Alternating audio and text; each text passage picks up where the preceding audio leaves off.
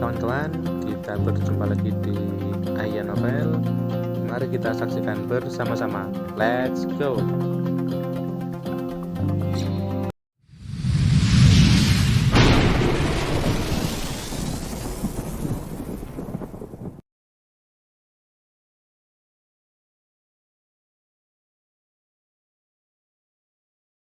Bab 799 tidak ada pemenang. Hayden tidak ingin berselisih dengan Sekte Dewa Obat jika diberi pilihan. Kamu harus menyerah pada pengejaranmu, karena kami tidak akan pernah menyerahkannya kepadamu. Saya akan memberi Anda dua pilihan, baik kamu bawa orang-orangmu dan tinggalkan tempat ini, atau kamu mati di sini, bentak Axton dengan nada dingin. Jelas tidak ada ruang untuk diskusi apapun. Hayden terdiam. Betapa kurang ajarnya Sekte Dewa Obat. Untuk apa Anda mengambil klan lain? Declan menyipitkan matanya pada Axton pada ancaman langsung yang terakhir. Axton memandang Declan dan sedikit mengernyitkan alisnya. Kamu siapa? Apakah Anda cadangan Hayden Suerep? Ini adalah master dari klan Turkon, Master Declan Naberhaus.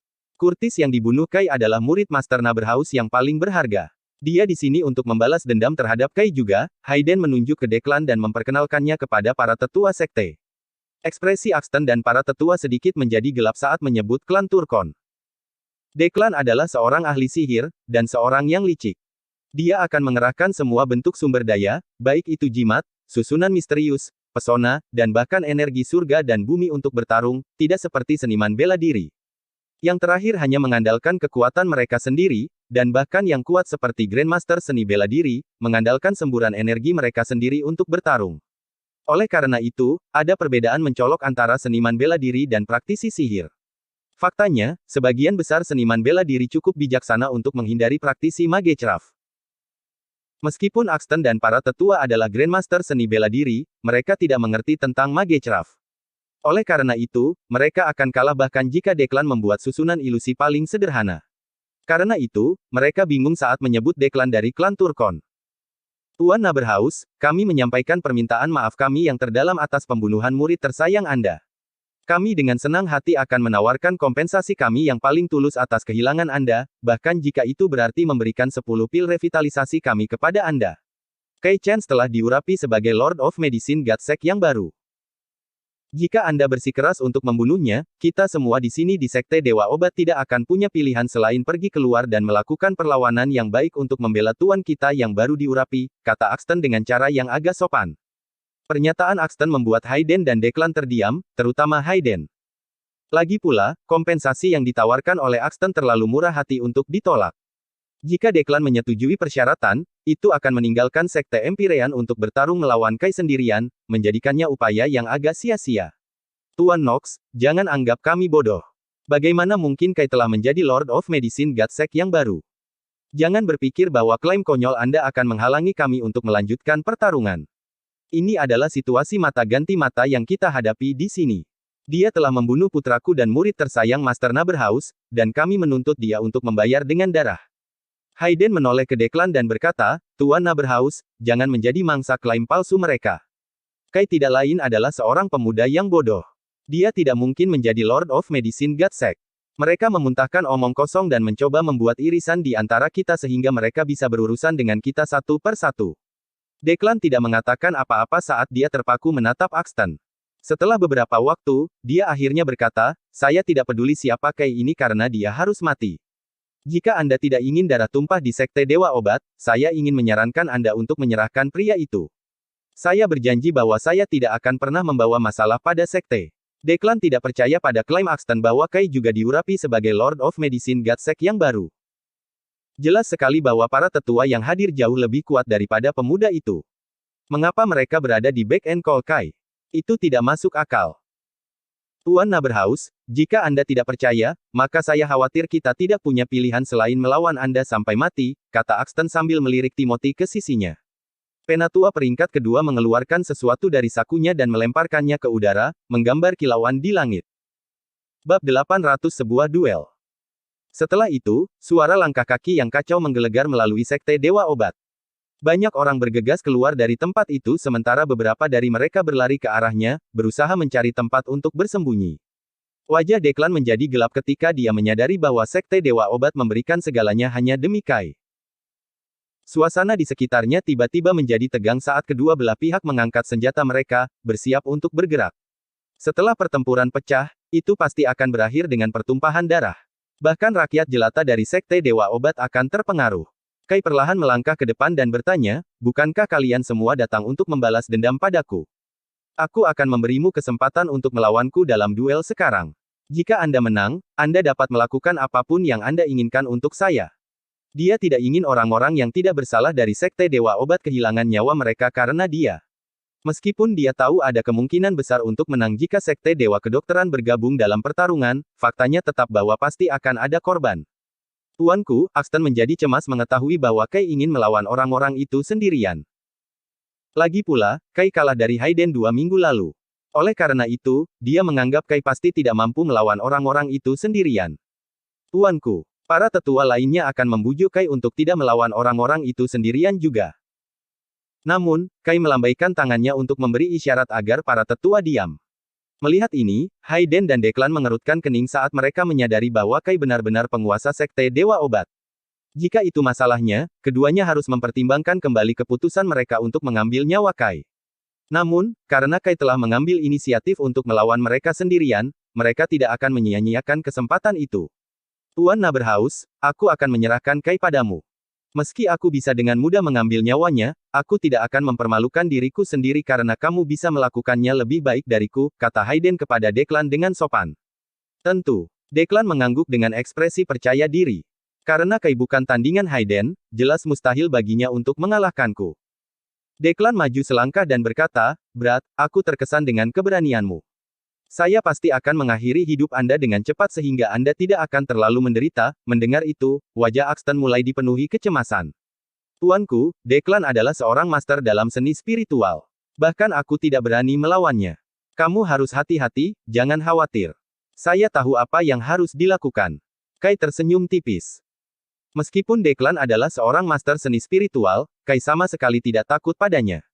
Bagaimanapun, dia telah menguasai seni bela diri ilahi, jadi Declan jelas bukan tandingannya. Terlebih lagi, Kai bisa menggunakan teknik fokus untuk melindungi dirinya sendiri. Jika musuhnya mencoba menggunakan arai misterius atau pesona apapun padanya, mereka perlu mengumpulkan energi surga dan bumi.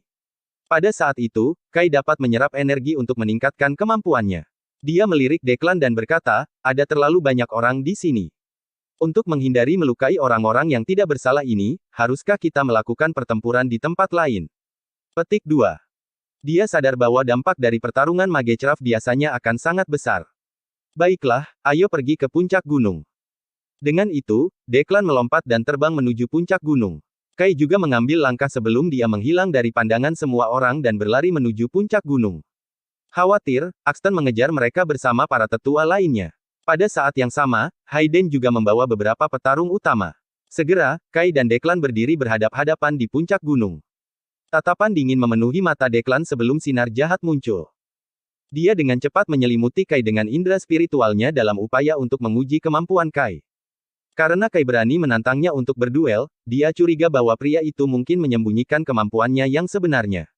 Jika tidak, sebagai Grandmaster Senior, Kai pasti mencoba hal yang mustahil untuk mengalahkan Declan. Bab 801 Cadangan. Kai sepenuhnya terselubung dalam pengertian spiritual Declan, tetapi dia tidak menolaknya sama sekali.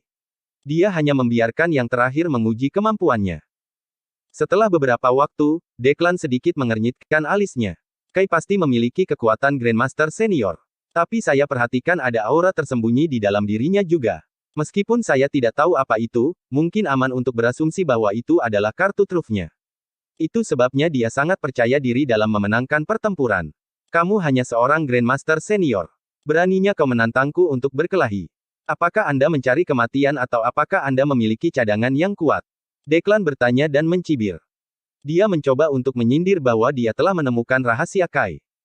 Namun, Kai menjawab dengan angkuh, aku tidak membutuhkan cadangan yang kuat untuk mengalahkanmu. Jangan ragu untuk datang kepada saya dengan semua yang Anda miliki. Hah!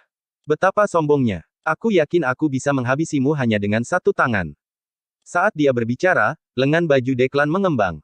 Kemudian, bintik cahaya yang tak terhitung jumlahnya berkumpul ke arahnya. Tak lama, seluruh tubuhnya diselimuti oleh lampu, membuatnya bersinar seperti matahari. Melihat itu, Kai segera mengaktifkan energi spiritualnya. Saat jari-jarinya mulai bergerak cepat, badai petir mulai muncul di hadapannya.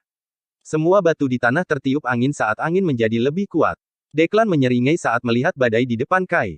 Sungguh amatir. Saat berikutnya, dia menembakkan dua pesona dari lengan bajunya. Cahaya menyilaukan dari tubuhnya berkumpul di pesona, dan mereka langsung berubah menjadi dua naga raksasa yang bersinar dalam naungan emas. Melihat itu, Axton dan beberapa tetua lainnya tercengang. Magecraft luar biasa. Boom. Dengan lambaian tangannya, naga emas itu berlari ke arah Kai. Meski begitu, Kai tidak takut sama sekali. Dia melambaikan tangannya dengan ringan dan mengarahkan badai di depannya ke arah dua naga emas. Segera, badai petir telah menelan naga sepenuhnya, dan naga mulai berputar di dalam badai. Naga-naga itu tiba-tiba menghilang saat mereka berputar cepat dalam badai petir, mengubahnya menjadi bintik cahaya lagi. Badai petir juga perlahan menghilang setelah itu. Setelah debu mengendap, hanya kekacauan total yang bisa dilihat di tempat kejadian. Tidak ada perubahan pada Kai dan Declan seolah-olah pertempuran belum terjadi. Hanya itu yang kamu punya. Kai mengejek. Wajah Declan benar-benar gelap saat dia memelototi Kai. Dia menggertakkan giginya dan meludah, aku tidak menyangka kamu begitu hebat dalam Magecraft. Sepertinya aku telah meremehkanmu. Sekarang, saya akan menunjukkan formasi penghancur naga saya. Setelah dia selesai berbicara, dia perlahan mengulurkan telapak tangannya. Kemudian, dia mulai menggumamkan mantra sebelum tangannya mulai melepaskan segel sihir. Segel ajaib itu terus membuat suara ledakan di udara. Tak lama, puncak gunung mulai bergetar. Ada retakan yang tak terhitung jumlahnya muncul di sekitar Kai.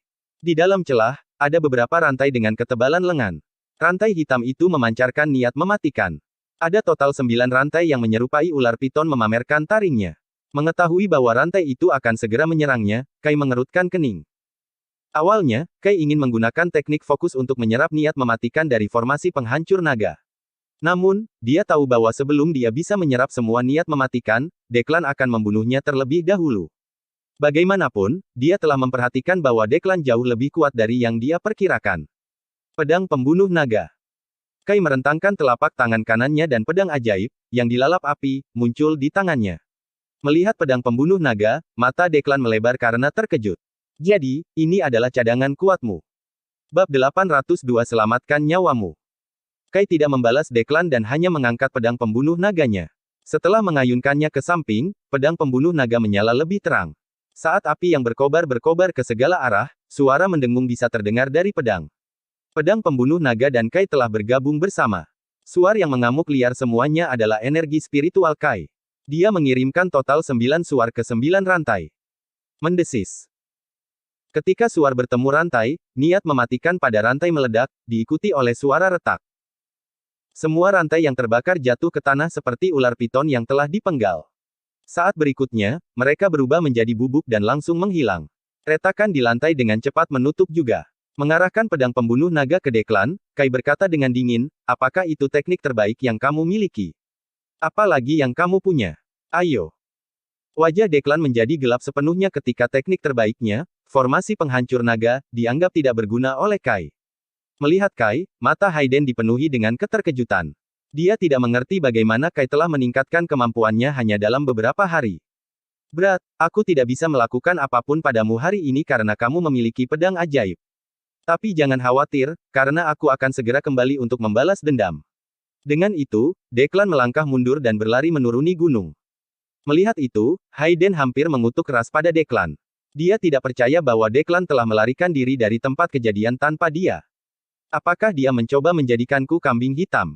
Tanpa ragu-ragu, Hayden berbalik dan lari juga. Faktanya, tidak ada yang lebih penting daripada menyelamatkan nyawanya sendiri saat itu. Axton dan para tetua terkejut melihat bahwa Declan dan Hayden telah melarikan diri dari tempat kejadian dengan cara yang begitu pengecut. Tepat ketika Axton kembali sadar dan ingin mengejar, Kai dengan cepat menghentikan mereka. Jangan mengejar mereka. Dia mengembalikan pedang pembunuh naga saat wajahnya berubah sepucat spray. Tuanku, apakah Anda baik-baik saja? Axton buru-buru bertanya. Kai menggelengkan kepalanya sebelum batuk seteguk darah. Tampaknya Magecraft Declan sangat kuat. Jika Kai tidak berjuang untuk bertahan dan menakutinya, situasinya akan berubah dari buruk menjadi lebih buruk. Segera, Kai berhasil berjalan menuruni gunung dengan dukungan Axton dan yang lainnya. Awalnya, dia berencana untuk berangkat hari itu, tetapi jelas bahwa dia harus beristirahat di Sekte Dewa Kedokteran selama sehari sekarang. Keesokan harinya, Kai bersikeras untuk meninggalkan Sekte Dewa Obat meskipun Axton membujuknya untuk tinggal lebih lama. Dia tahu bahwa jika dia tidak pergi, dia tidak akan sampai ke Nameles Island pada tanggal 15 Juli. Setelah keluar dari Medicine Gatsek, Kai membeli tiket pesawat ke Southern Shire. Dia perlu naik perahu ke sana untuk sampai ke pulau tanpa nama. Pada saat dia tiba di Southern Shire, hari sudah malam. Dia membeli tiket kapal terlebih dahulu sebelum dia menemukan hotel untuk menginap. Rencananya adalah naik kapal ke Nameles Island keesokan paginya. Tepat ketika Kai sedang makan malam di hotel, dia memperhatikan bahwa bisnis hotel lebih baik dari yang diharapkan. Pelanggan terus berdatangan, dan orang-orang itu jelas merupakan seniman bela diri dilihat dari aura yang mereka pancarkan. Southern Shire bukanlah kota yang populer. Jadi mengapa ada begitu banyak seniman bela diri berkumpul di sini? Karena kamar hotel sudah penuh dipesan, Kai tidak punya pilihan selain mencoba dan menyuap petugas hotel untuk mendapatkan kamar untuknya. Mengapa hotel ini begitu ramai? Kai bertanya pada personel. Saya tidak punya ide. Ada begitu banyak pelanggan hari ini. Saya pikir mereka semua pergi ke laut. Tapi saya tidak tahu apa yang mereka lakukan, jawab personel sambil menggelengkan kepalanya. Bab 803 uang bisa membeli segalanya. Melihat personelnya, Kai tahu bahwa pria itu hanya orang biasa, jadi dia pasti tidak akan tahu apa yang dilakukan pelanggan itu. Oleh karena itu, Kai mengeluarkan setumpuk uang dan meletakkannya di tangan personel tersebut. Bantu aku mencari kamar. Aku hanya akan tinggal selama 1 malam. Kai tidak mau mencari hotel lain. Dia tahu bahwa karena semua kamar sudah penuh dipesan di hotel ini, itu akan sama untuk hotel lain juga. Personil itu tampak tak berdaya saat dia menjawab, kami benar-benar sudah dipesan penuh. Saya ragu bahkan manajer kami dapat menemukan kamar kosong. Meskipun dia mengatakan itu, matanya terkunci pada tumpukan uang di tangan Kai. Jelas, dia benar-benar ingin mengambil 1.000 yang ditawarkan Kai padanya.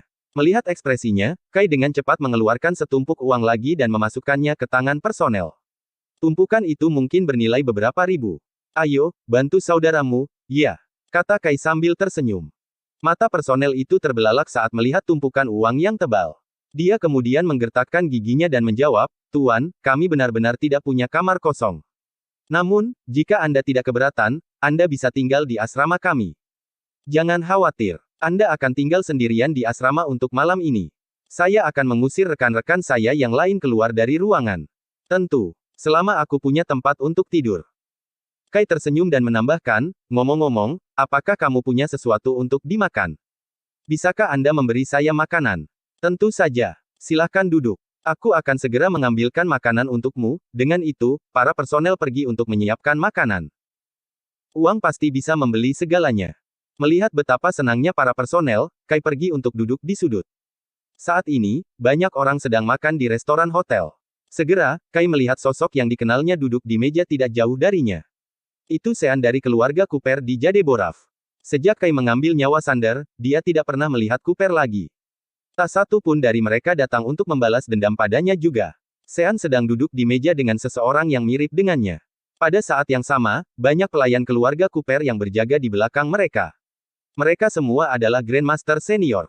Kai perlahan berbalik ke depan agar Sean tidak melihatnya. Dia tidak ingin ada masalah karena dia hanya ingin sampai ke pulau tanpa nama dengan selamat. Dia, bagaimanapun, menajamkan telinganya dan mulai menguping mereka. Dengan kemampuan Kai, dia bisa mendengar percakapan mereka meskipun orang-orang itu duduk belasan meter darinya. Sylvester, apakah pulau itu benar-benar ajaib? Apakah benar-benar ada naga besar di sana? Aku belum pernah melihat naga sungguhan sebelumnya. Mungkinkah itu hanya mitos? Kai bisa mendengar suara Sean dengan jelas. Saat itulah dia menyadari Sean sedang duduk bersama saudaranya, Sylvester. Aku tidak tahu apakah ada naga asli, tapi aku yakin ada beberapa binatang aneh di sana. Jika kita bisa mendapatkan inti binatang, itu akan berguna untuk kultivasi saya.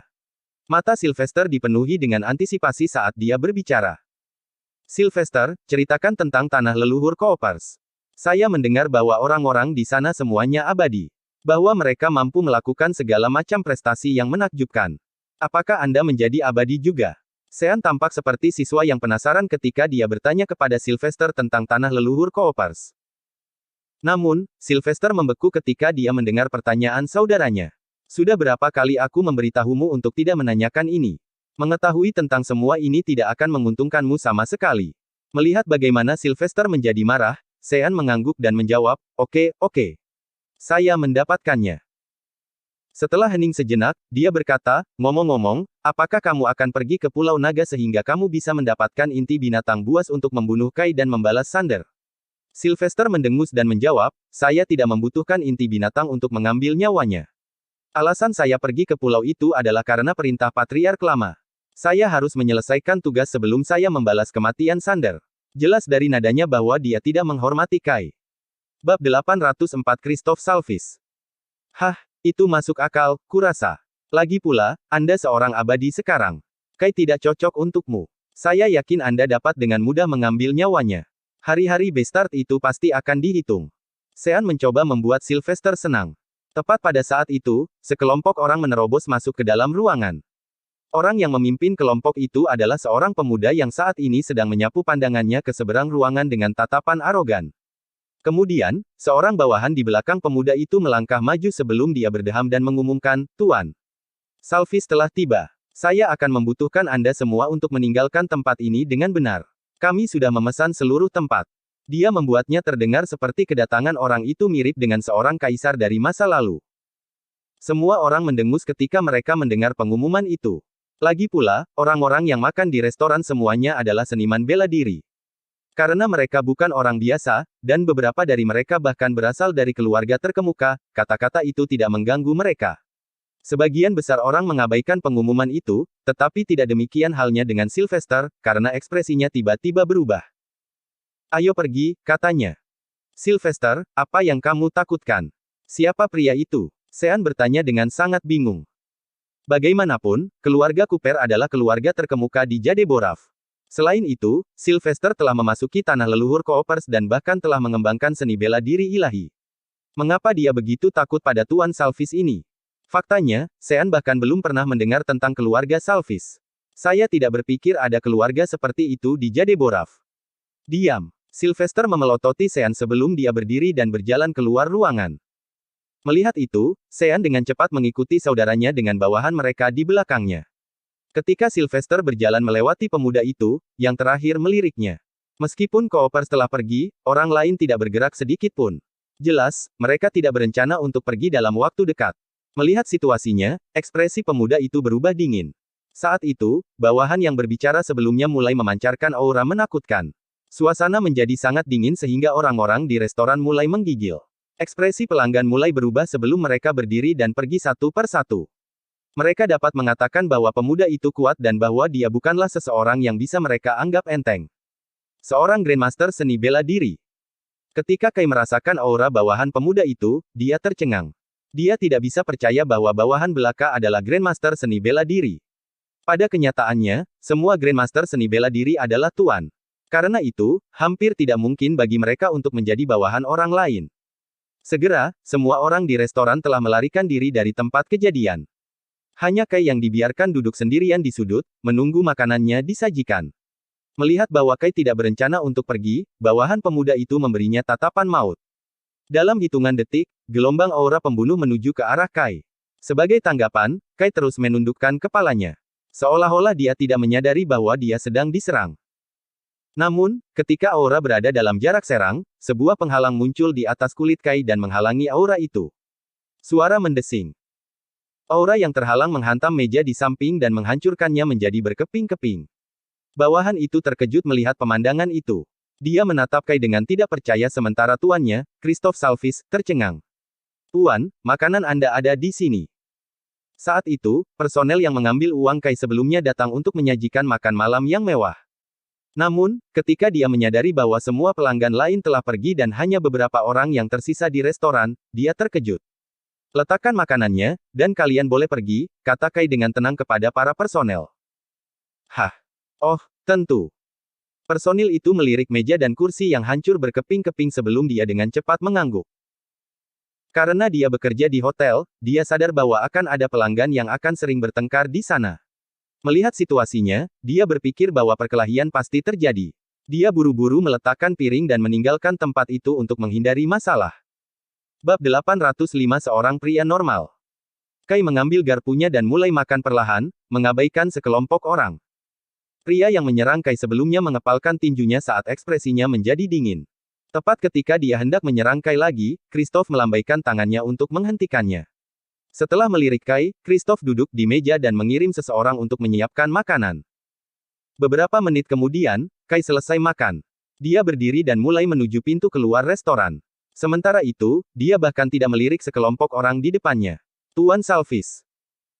Pria yang menyerang Kai tadi menoleh untuk melihat Christoph dengan ketidakpuasan tertulis di seluruh wajahnya ketika dia melihat Kai berjalan keluar pintu dengan sikap acuh tak acuh. Namun, Christoph melambaikan tangannya. Dia melirik sosok Kai yang pergi dan hanya diam. Setelah berjalan keluar dari restoran, Kai awalnya ingin mencari personel untuk membawanya ke asrama karena dia ingin beristirahat. Namun, dia tidak dapat menemukan personel dimanapun dia mencari. Dia mengira bahwa yang terakhir mungkin bersembunyi di suatu tempat karena dia ketakutan setelah melihat ada pelanggan yang berkelahi di restoran. Pada akhirnya, Kai meninggalkan hotel dengan perasaan tidak berdaya dan pergi berjalan-jalan di jalan Southernshire. Meskipun Southernshire bukan kota besar, itu terletak di tepi laut. Dia bisa melihat lautan luas saat dia berdiri di jalan. Ada beberapa baris rumah besar di tepi pantai. Meski sudah malam, masih banyak orang yang berkunjung ke pantai. Kai perlahan berjalan menuju pantai. Ini adalah pertama kalinya dia melihat laut dengan matanya sendiri. Wow, maukah Anda melihat itu? Ini adalah lautan yang sangat luas. Itu membuat semua manusia terlihat sangat kecil. Tidak peduli seberapa kuat mereka hanyalah setitik debu dibandingkan dengan laut. Melihat mercusuar yang bersinar terang untuk memandu perahu ke arah yang benar, Kai tiba-tiba merasa tersesat. Dia tidak tahu kemana dia akan pergi dalam hidup. Saat ini, dia merasa sedikit takut untuk mengetahui asal-usulnya. Bahkan jika saya mengetahuinya, apa yang harus saya lakukan selanjutnya? Kai mengalihkan pandangannya dan menggelengkan kepalanya. Dia mencoba menahan diri untuk tidak memikirkan hal-hal yang berlebihan. Itu akan baik-baik saja. Saya hanya perlu mengambil satu langkah pada satu waktu. Saat berjalan-jalan di pantai, ada gadis-gadis cantik yang berjalan melewati Kai sesekali. Gadis-gadis itu memiliki kulit putih dan sosok seksi. Meski begitu, Kai hanya akan melirik mereka sebelum mengalihkan perhatiannya ke tempat lain. Meskipun gadis-gadis itu cantik, mereka tidak bisa dibandingkan dengan Josephine. Josephine memiliki sikap berkelas yang tidak dimiliki gadis-gadis itu. Bagaimanapun, dia tumbuh dalam keluarga kaya. Oleh karena itu, tidak semua gadis akan memiliki keanggunan yang dia miliki. Selain itu, sangat jarang menemukan gadis yang menawan dan gagah seperti Lisbeth. Menjadi penyelidik Departemen Kehakiman, Lisbeth tampak luar biasa setelah dia mengenakan seragamnya pada sosoknya yang sempurna. Kai mendapati dirinya memikirkan Josephine dan Lisbeth tanpa disadari. Tiba-tiba, pemandangan Lisbeth telanjang melintas di benaknya. Meskipun dia memeluknya saat itu, dia tidak memikirkannya. Namun, memikirkan adegan itu sekarang, dia menemukan bahwa dia mengalami reaksi di bagian bawah tubuhnya. Bagaimanapun, Kai hanyalah seorang pria normal dengan keinginan. Itu wajar baginya untuk memiliki beberapa reaksi. Sambil mendesah, dia bergumam, aku ingin tahu kemana Tuan Dragon membawa mereka ke. Dia merindukan Josephine dan gadis-gadis lainnya setelah tidak berbicara dengan mereka selama beberapa hari sekarang. Tepat ketika Kai hendak meninggalkan pantai, beberapa sosok di depannya menarik perhatiannya. Ada beberapa gadis berbaju renang bermain di pantai dengan gembira. Di sekeliling mereka ada pria yang tatapannya terkunci pada mereka. Bab 806 Menggoda. Setelah menatap gadis-gadis itu selama beberapa saat, Kai benar-benar terpana. Gadis-gadis di depannya tidak lain adalah Josephine, Lisbeth, Melanie, dan Rene. Mereka mengenakan pakaian renang saat mereka bermain-main di pantai. Mereka telah membagi diri menjadi dua kelompok saat mereka saling menyiramkan air laut. Kai benar-benar tercengang. Kenapa mereka ada di sini? Dan mengapa Rene ada di sini juga? Hei, wanita. Maukah Anda naik speedboat bersama saya dan menikmati angin laut? Seorang pria yang berpakaian modis dan mengenakan kacamata hitam mulai menggoda Josephine dan para gadis. Josephine dan yang lainnya melirik pria itu dan mengabaikannya. Dia bukan pria pertama yang menggoda mereka hari itu. Melihat bagaimana semua gadis mengabaikannya, pria itu berkata lagi, Nona-nona, nama saya Sebastian Wolfenstein. Saya ingin Anda tahu bahwa saya adalah orang terkaya di Southernshire. Robert Wolfenstein adalah ayahku. Apakah Anda melihat deretan speedboat di sana? Mereka semua milikku. Jelas, Sebastian berpikir bahwa setelah memperkenalkan dirinya sebagai putra orang terkaya, bahkan gadis yang paling pendiam pun akan memperlakukannya dengan penuh semangat. Namun, Josephine dan yang lainnya terus mengabaikannya seolah-olah mereka tidak mendengarnya sama sekali. Situasi itu menempatkan Sebastian dalam posisi canggung. Tuan Wolfenstein, Anda tidak perlu terus mengolesi mereka karena mereka mengabaikan Anda. Mengapa Anda tidak membiarkan saya dan teman-teman saya menemani Anda? Seorang gadis dengan sosok yang baik berkata di samping Sebastian. Tamparan. Sebastian langsung menamparkan wajah gadis itu. Fuck off. Kaulah yang membuatku kesal. Lagi pula, tidak ada wanita di Southernshire yang bisa menolak pesonaku. Dengan itu, dia berjalan ke arah Josephine dengan marah. Gadis yang ditampar itu sangat ketakutan sehingga dia tidak berani mengatakan sepatah kata pun. Dia hanya memegang pipinya saat air mata mengalir di matanya. Saat ini, Josephine tampak memukau dengan kulit putihnya yang berkilau di bawah sinar bulan. Setelah mendekati Josephine, Sebastian tidak mengatakan sepatah kata pun dan hanya mengulurkan tangannya untuk meraih lengannya. Terkejut, Josephine ingin mundur, tetapi Sebastian mengeratkan cengkeramannya. Demon, kulitmu sangat halus, komentar Sebastian dengan seringai mesum. Melihat Josephine diganggu, Lisbeth dan yang lainnya segera berlari ke arahnya. Dari kejauhan, Kai sangat marah sehingga dia langsung bergegas ke arah mereka. Namun, sebelum Kai bisa menjangkau mereka, mata Josephine menjadi dingin dan dia meraih keras Sebastian sebelum membaliknya ke bahunya. Dengan bunyi gedebuk, Sebastian jatuh dengan keras ke tanah. Batuk-batuk hebat, Sebastian berusaha mengatur napas. Tuan Wolfenstein. Tiga pria kekar yang tidak jauh dari tempat kejadian dengan cemas berlari ke arah Sebastian untuk membantunya berdiri. Sementara itu, Kai, yang berlari ke arah gadis-gadis untuk membantu mereka, tiba-tiba berhenti. Dia tidak percaya bahwa Josephine telah belajar seni bela diri dalam beberapa hari setelah dia tidak melihatnya. Dia bahkan terlihat sangat bagus dalam hal itu. Berdiri diam, Kai tidak bergerak maju. Dia ingin melihat bagaimana Josephine dan gadis-gadis akan menangani masalah ini. Tepat pada saat itu, Lisbeth dan yang lainnya telah datang ke sisi Josephine. Mereka semua memelototi Sebastian dan bawahannya. Mata Lisbeth dipenuhi dengan tatapan membunuh seolah-olah dia siap untuk mengakhiri hidup mereka saat itu juga. Lisbeth, Tuan Dragon menyuruh kami untuk tidak menimbulkan masalah. Jadi telepon ke bawah, oke. Mari kita tunggu Kai kembali, kata Josephine cepat ketika dia melihat aura pembunuh yang dipancarkan Lisbeth. Mendengar itu, aura pembunuh di Lisbeth perlahan menghilang. Livit, Sebastian memelototi Josephine saat dia meludah, F***. Beraninya kau meletakkan tanganmu di atasku. Anda seorang yang penuh semangat, ya. Aku pasti akan menyiksamu malam ini. Pria, tangkap dia. Dia melambaikan tangannya untuk memberi isyarat kepada ketiga pria kekar itu untuk menangkap Josephine. Melihat dari kejauhan, Kai tahu bahwa pria kekar itu hanyalah orang biasa. Karena itu, dia tidak bergerak. Dia menganggap bahwa Lisbeth dapat dengan mudah mengirim orang-orang itu, jadi Josephine tentu saja berada di tangan yang aman. Hei, lihat ini. Saya akan mengambil kesempatan ini untuk menggunakan orang-orang ini untuk latihan, kata Josephine sebelum dia bergegas menuju ketiga pria itu. Saat berikutnya, dia mengayunkan tinjunya ke arah mereka, gerakannya secepat kilat. Bam! Salah satu pria kekar terlempar beberapa meter ke udara sebelum dia jatuh ke pantai. Melihat ini, dua pria lainnya tercengang.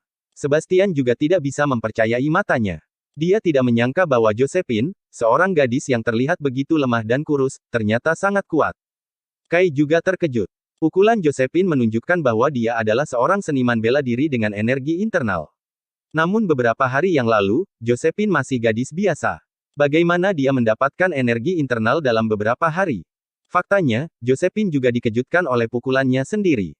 Sadar beberapa detik kemudian, dia berkata kepada Lisbeth dengan penuh semangat, Lisbeth, apa aku baru saja melemparkan pukulan itu? Bagaimana aku begitu kuat? Lisbeth tersenyum dan menjawab, kamu seorang seniman bela diri dengan energi internal sekarang, Josephine. Wajar jika pukulanmu bisa membuat rakyat jelata ini terbang menjauh. Yang sedang berkata, Anda harus mengontrol kekuatan Anda. Kalau tidak, Anda mungkin akan membunuh mereka dengan pukulan. Josephine mengangguk sebelum dia berbalik untuk melihat dua pria lainnya, bertindak seolah-olah dia adalah binatang buas yang telah melihat mangsanya. Ketika orang-orang itu melihat kilatan pembunuh di matanya, mereka segera berbalik dan berlari, benar-benar melupakan fakta bahwa mereka telah meninggalkan tuan mereka. Melihat bahwa pengawalnya telah melarikan diri dari tempat kejadian, Sebastian menggigil ketakutan. Dia berbalik dan mulai melarikan diri juga. Josephine telah berubah dari seorang wanita cantik berbaju renang menjadi binatang buas yang menakutkan baginya. Astaga, mengapa mereka lari? Saya belum cukup bersenang-senang. Membosankan sekali, keluh Josephine saat melihat para bodyguard dan Sebastian melarikan diri. Apakah itu memuaskan? Lisbeth bertanya sambil menepuk bahu Josephine dengan seringai di wajahnya. Itu menakjubkan. Saya merasa ingin mencari pang lain untuk memberinya pelajaran, jawab Josephine dengan gembira. Saat itu, dia tiba-tiba merasakan tangan di bahunya. Tangan itu bahkan mulai membelainya. Dengan cemberut, dia berbalik dengan cepat dan melemparkan tinjunya ke arah orang cabul itu.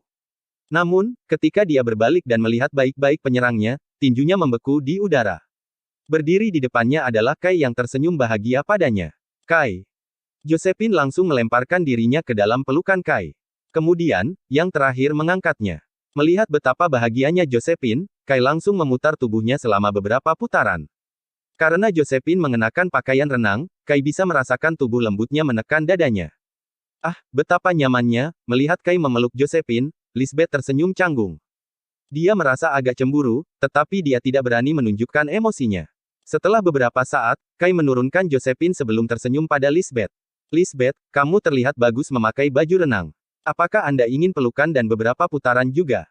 Petik 2. Bab 808 Bloodline of the Dragons. Of. Siapa yang menginginkan pelukan darimu?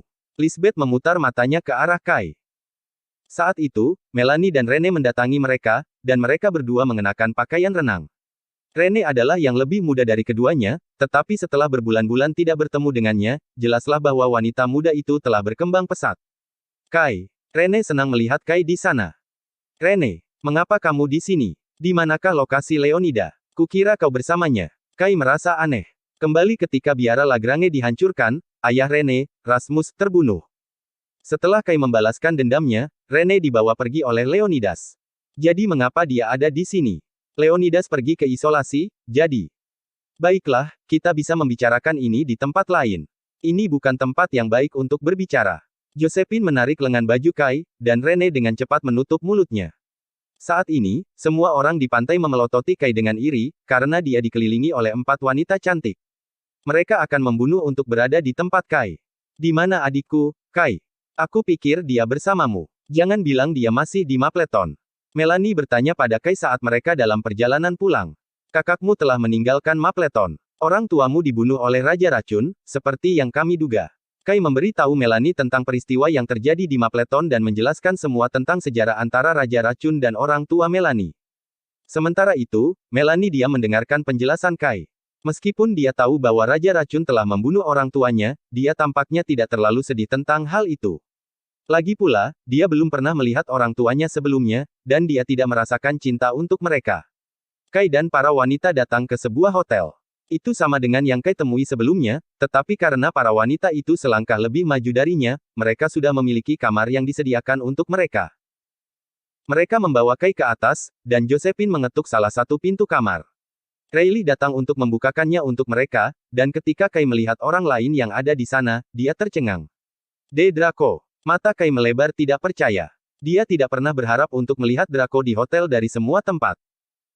Sejak Draco keluar dari penjara, Kai hampir tidak pernah melihatnya lagi. Dia mencoba masuk ke penjara untuk melihat Draco, dan dia bahkan mencoba menggunakan koneksinya untuk mengeluarkan Draco dari penjara, hanya untuk mengetahui bahwa lelaki tua itu sudah pergi ketika dia mencoba untuk mengeluarkannya. Kai bingung saat mengetahui berita itu saat itu.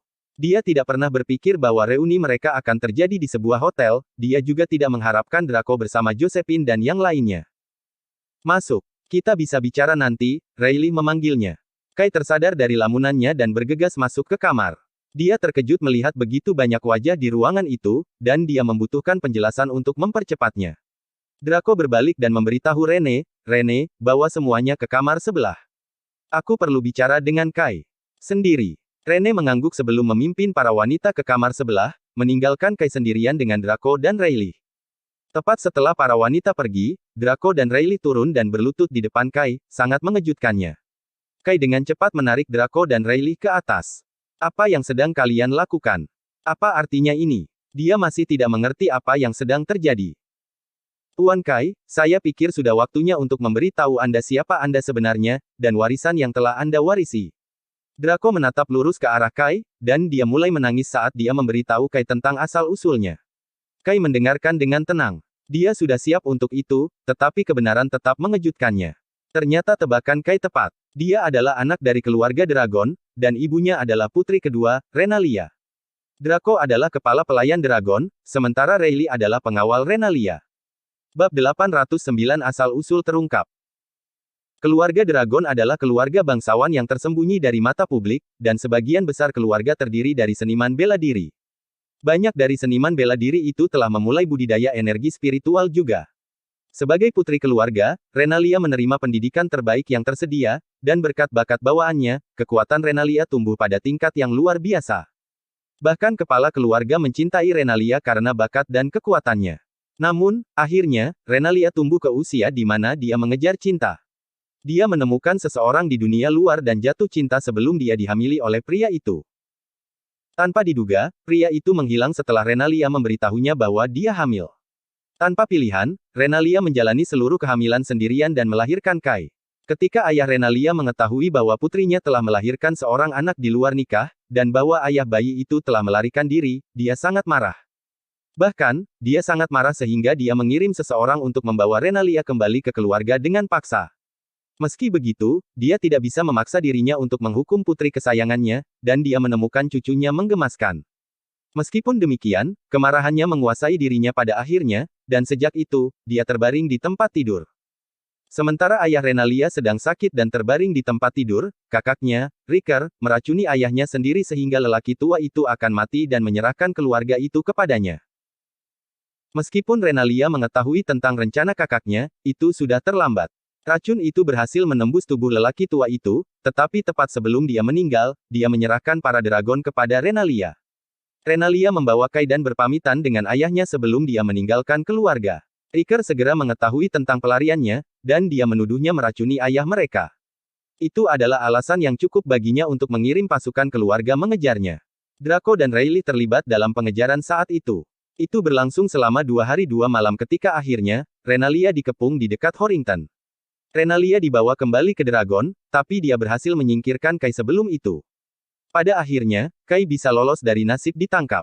Setelah Renalia ditangkap, Riker mendapatkan segel keluarga, tetapi dia tidak menyayangkan saudara perempuannya sendiri.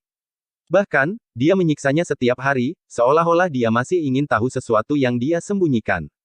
Draco dan Rayleigh tidak tahu apa-apa tentang jawaban yang dicari Riker. Mereka hanya tahu bahwa Riker tidak menyerah pada upaya itu bahkan setelah 20 tahun. Dia masih menyiksa Renalia bahkan saat mereka berbicara. Draco tiba-tiba berhenti berbicara ketika dia membicarakan tentang penyiksaan Renalia sebelum dia menangis. Rayleigh juga ikut bergabung, tampak bersalah. Jika kita membiarkan Nona Renalia kembali saat itu, dia tidak akan harus menanggung siksaan seperti ini. Draco menangis saat itu. Tinju Kai terkepal erat, dan mereka memutih karena amarah yang dia rasakan. Meskipun dia belum pernah melihat ibunya sendiri, berita itu saja sudah cukup untuk menyalakan api kemarahan dalam dirinya. Bagaimana kalian menemukanku saat itu? Kai menatap Draco, matanya dipenuhi dengan kebencian. Seperti yang mereka katakan, jika Draco dan Rayleigh baru saja membiarkan Renalia melarikan diri, dia tidak perlu disiksa. Draco menyadari kebencian yang membara di mata Kai, dan dia menghela nafas. Beberapa saat setelah Nona Renalia dibawa kembali, saya bertanya-tanya mengapa dia meracuni ayahnya sendiri. Saya tidak berpikir itu benar, jadi 3 tahun lalu, saya menyelinap ke sel tahanan Nona Renalia, dan dia mengatakan yang sebenarnya. Dia bercerita tentang bagaimana saudaranya sendiri yang pengkhianat membunuh ayahnya sendiri. Dan dia memberitahuku di mana dia meninggalkanmu. Dia ingin aku mundur dan melihat apakah kamu masih hidup. Draco menghela nafas lagi dan menyeka air mata dari wajahnya sebelum melanjutkan, teknik fokus yang kuberikan padamu dan cincin naga yang kau kenakan bukan milikku. Menurut Bu Renalia, 2 hal ini ditinggalkan oleh ayahmu. Itu adalah tanda cintanya kepada ibumu. Bab 810 tidak akan salah. Siapa ayahku? Dan mengapa ibuku masih dikurung? Apa yang ingin diketahui Riker? Rahasia macam apa yang masih dia sembunyikan? Kai mencengkeram bahu Draco dengan gelisah. Dia ingin tahu identitas sebenarnya dari ayahnya yang tidak bertanggung jawab yang meninggalkannya bahkan sebelum dia lahir. Memikirkan semua yang harus ditanggung ibunya karena kepergian pria ini yang begitu saja membuat darahnya mendidih.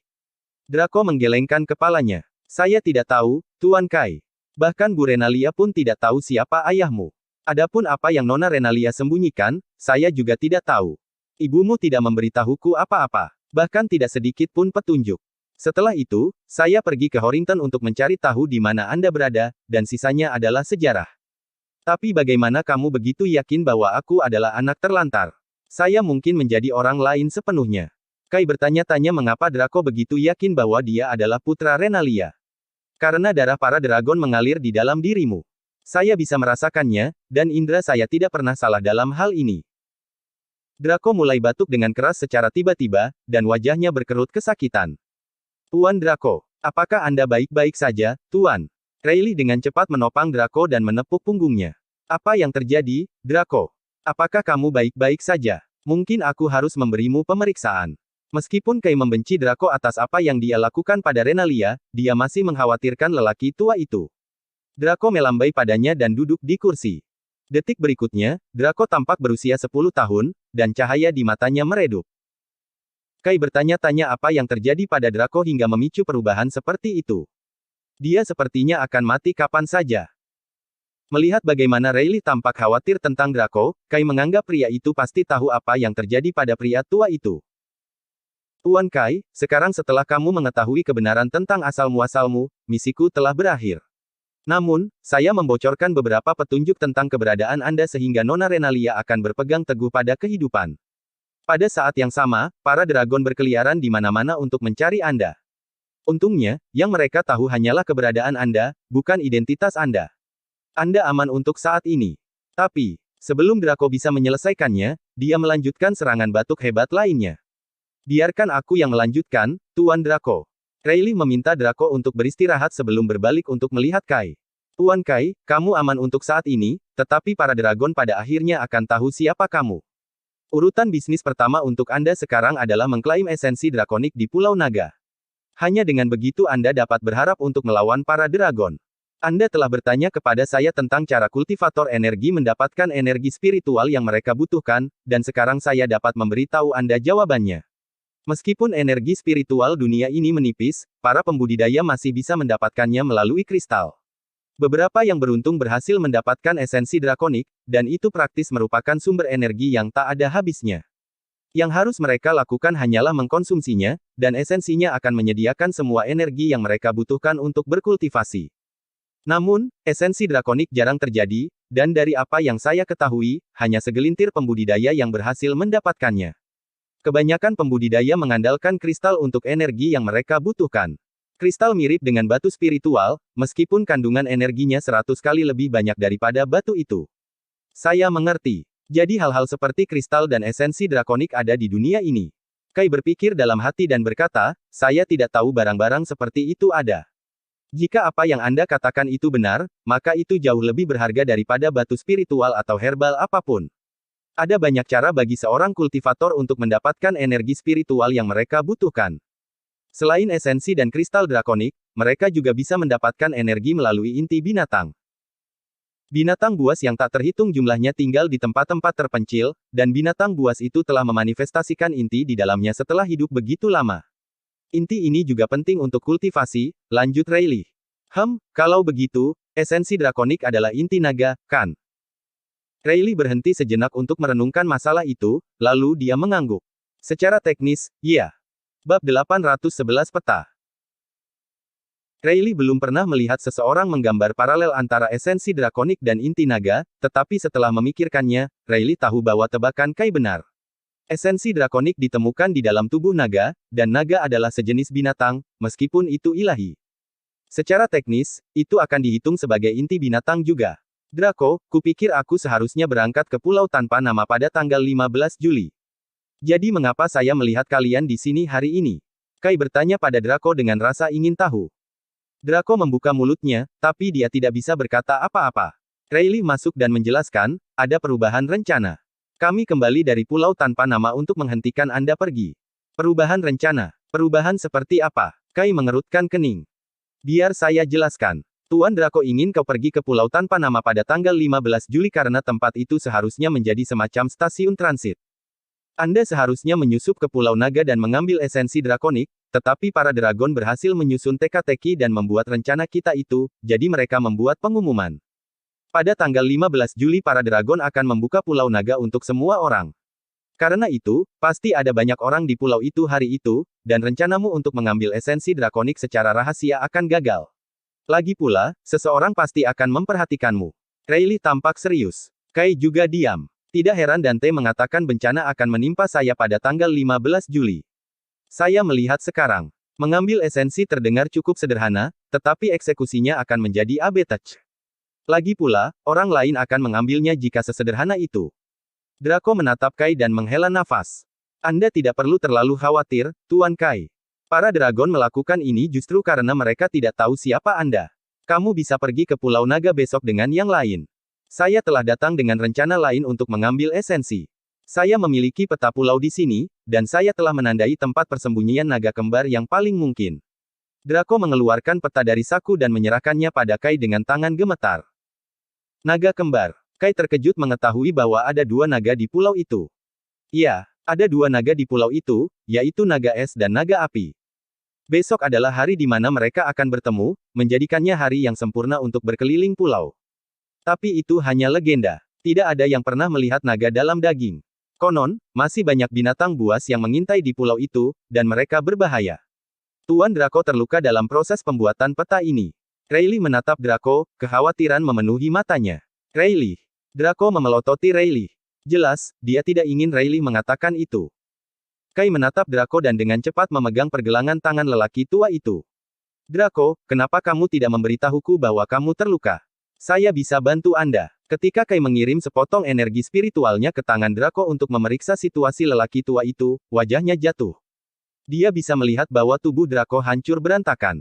Sebagian besar organnya telah mati, dan jantungnya hanya berdetak lemah. Kai tidak menyangka luka Draco begitu parah, dan fakta bahwa lelaki tua itu berada dalam situasi yang begitu mengerikan mengejutkannya. Dia tahu bagaimana membuat pil yang bisa membantu, tetapi tidak ada cukup waktu di tangan mereka. Tubuh Draco tidak akan bisa bertahan lebih lama lagi. Namun, Draco tidak peduli dengan kondisinya sendiri. Saat Kai menyentuhnya, dia menatap Kai dengan aneh.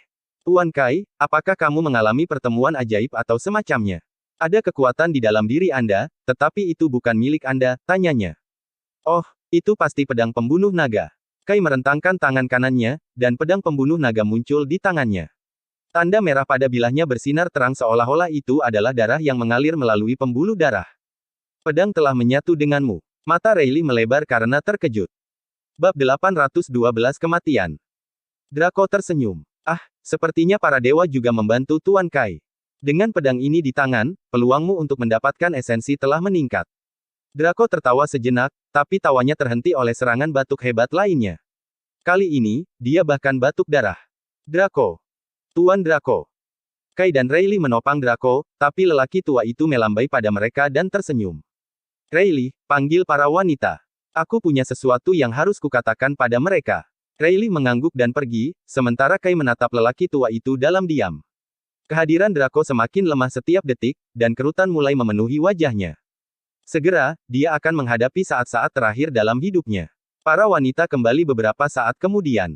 Ketika Rene melihat apa yang terjadi pada Draco, dia dengan cepat memegang mentornya. Menguasai. Apa yang terjadi denganmu? Rene telah belajar di bawah Draco untuk waktu yang lama, dan dia sangat mencintai mentornya. Namun, Draco hanya membawanya di bawah sayapnya sejak awal karena konstituennya yang dingin bisa membantu Kai. Draco menatap Rene untuk yang mungkin terakhir kalinya dalam hidupnya, dan dia menepuk kepala gadis itu. Dia merasa bersalah, karena dia tahu dia membutuhkan Rene untuk mengorbankan dirinya untuk Kai pada akhirnya. Maafkan aku, Rene. Saya benar-benar minta maaf. Apakah Anda menyalahkan saya karena memutuskan nasib Anda untuk Anda? Draco meminta maaf sebesar-besarnya kepada Rene. Dia telah memberi tahu Rene tentang kebenaran, karena dia harus rela mengorbankan dirinya sendiri, atau rencananya tidak akan berhasil. Rene menggelengkan kepalanya. Ini adalah pilihan saya. Saya tidak menyalahkan Anda, Tuan. Petik 2. Draco menatap wanita lain sebelum akhirnya mengarahkan pandangannya pada Josephine. Jangan lupakan janjimu. Saya harap Anda akan menahan akhir dari tawar-menawar Anda. Para wanita itu mengangguk, dan Josephine memiliki tekad yang membara di matanya. Dia tahu Draco mengarahkan pesan itu padanya secara khusus. Josephine memiliki konstituen yang berapi-api, dan dia bisa menjadi bantuan besar bagi Kai. Jika mereka bertemu dengan naga di pulau itu, Kai akan kesulitan untuk mengambil esensi dengan tingkat kekuatannya saat ini. Bagaimanapun, salah satu naga mengendalikan kekuatan es, sementara yang lain menguasai kekuatan api. Namun, dengan Josephine dan Rene di sekitar, peluang Kai untuk mengambil esensi akan sangat meningkat. Tentu saja, itu jika mereka bersedia menyerahkan hidup mereka untuknya. Draco tersenyum untuk terakhir kalinya dalam hidupnya. Saya akhirnya melunasi hutang saya kepada Bu Renalia. Saya akhirnya bisa melihat Tuan Dragon dengan bangga. Dia kemudian menarik napas terakhir dalam hidupnya, dan dia menutup matanya selamanya. Menguasai. Draco. Tuan Draco. Kesedihan memenuhi udara ruangan, dan kebencian Kai terhadap Draco telah menghilang seiring dengan kematian lelaki tua itu. Dia memegang peta di tangannya dengan erat. Draco memberikan hidupnya untuk membuat peta untuknya. Dia belum pernah melihat Pulau Naga, tapi dia bisa menebak betapa berbahayanya tempat itu.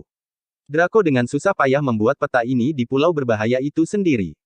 Air mata mengalir di pipi Kai saat memikirkannya, tetapi tekad berkobar di matanya. Aku akan membuatmu membayar untuk apa yang kamu lakukan pada ibuku, Dragons. Saat Kai menatap laut tak terbatas di bawahnya, sesuatu berubah dalam dirinya. Semua orang kembali ke hotel setelah mereka memberi Draco penguburan yang layak, tetapi tidak ada yang berbicara. Suasananya muram, dan mata Rene bengkak karena semua tangisan. Kai, kamu akan sendirian besok. Aku tidak bisa pergi denganmu, atau para dragon akan curiga terhadap siapa dirimu. Rayleigh menepuk bahu Kai. Jangan khawatirkan aku, Rayleigh. Saya pasti akan mengambil esensi drakonik dan tumbuh lebih kuat. Lalu, aku akan memaksa para dragon menghadapku, dan aku akan menyelamatkan ibuku, jawab Kai tegas. Tepat ketika mereka akan pensiun untuk hari itu, sekelompok besar hooligan menerobos masuk ke hotel dengan wajah mengancam.